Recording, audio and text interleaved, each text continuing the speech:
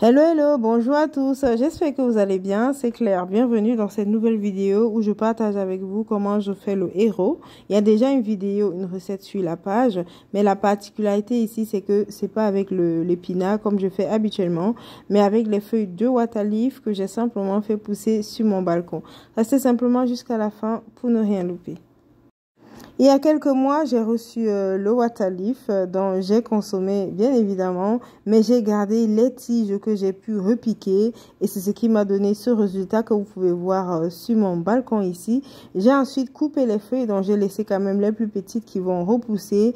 Et vous allez voir tout à l'heure, c'est avec les tiges, je nettoie le bac ici parce que je vais venir de nouveau planter les tiges. Donc ce sont les tiges ici, j'ai simplement retiré les feuilles et je garde les tiges comme ça que je vais remettre en terre comme j'ai fait la première fois pour pouvoir obtenir mes légumes. Une fois que j'ai mis les tiges de côté, je vais simplement découper. Vous pouvez les laver avant de les découper, mais je les découpe directement et par la suite je vais les laver. Une fois que mes feuilles ont été découpées, je les ai lavées, j'ai mis de côté et j'ai apprêté tout ce dont j'aurai besoin pour mon plat. Donc j'avais déjà un mélange de peau de bœuf et de viande de bœuf que j'avais mis de côté. J'ai le poisson séché, j'ai les crevettes, le piment et voilà mes feuilles d'épinards justement que j'ai déjà lavées. Et avec ça, on rajoute les feuilles de coque ou de fumbois. Et pour terminer, on aura besoin d'huile et de sel. Je mets directement les feuilles dans la casserole comme vous voyez ici et je dépose la casserole au feu. Et là, je vais simplement laisser quelques minutes et par la suite, je pourrai rajouter mes feuilles de coque. Ils vont cuire ensemble avec le water leaf. Il faut savoir que les feuilles de water leaf regorgent de beaucoup d'eau comme les feuilles d'épinard. Mais ici, on a une petite quantité donc je vais quand même rajouter de l'eau pour laisser cuire tout cela. Donc, j'avais nettoyé au préalable mon poisson séché. J'ai laissé tremper. Donc, je rajoute directement avec cette eau. Et je rajoute également la viande pour laisser tout ça vraiment bien se mélanger de façon homogène. Et je vais profiter, je vais également rajouter mes piments. Je vais recouvrir avec voilà les mêmes ingrédients qu'il y a dans la marmite. Parce que le but ici est que le piment cuise et que je puisse retirer par la suite sans que ça ne se pèse. Comme ça, ceux qui voudront manger avec du piment, ils auront qu'à rajouter le piment. Et ceux qui ne voudront pas pimenter, ils auront déjà le plat qui n'est pas pimenté. Et rassurez-vous, le plat n'est pas du tout pimenté. Donc, je retire simplement les piments par la suite comme ça, avant que ça ne se pèse dans le plat. Alors, si vous hésitez, vous avez peur que le piment se pèse, voilà, faites cuire séparément. Et voilà. Et aussi, il faut bien faire cuire le piment pour qu'on puisse le percer facilement pour ceux qui voudront manger pimenté. Comme vous voyez là, il y a toujours assez d'eau, donc j'en ai rajouté encore un peu.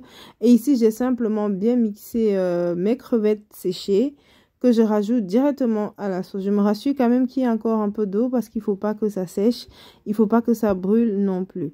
Une fois que j'ai rajouté les crevettes, j'ai bien mélangé et là, je vais directement passer à l'huile. Il est très important qu'avant de mettre l'huile, quand même, il y ait encore un peu d'eau. Avant, lorsque je cuisinais, je me disais qu'il fallait que l'eau soit complètement sec. Mais pas besoin, il faut un peu d'huile. Il faut un peu d'eau, autant pour moi, vu qu'on va laisser vraiment cuire encore quelques minutes pour vraiment faire partie l'odeur de l'huile. Bon, pas vraiment l'odeur, ça a souvent un côté un peu comme cru pour pouvoir vraiment faire partie de cette odeur. Et aussi, il faut rajouter le sel. Bon, ici, moi, j'utilise que le sel, donc rajoutez le sel. Mais si vous mettez le cube, rajoutez également du cube. Et pendant ce temps, je fais également cuire le couscous qui va accompagner notre plat.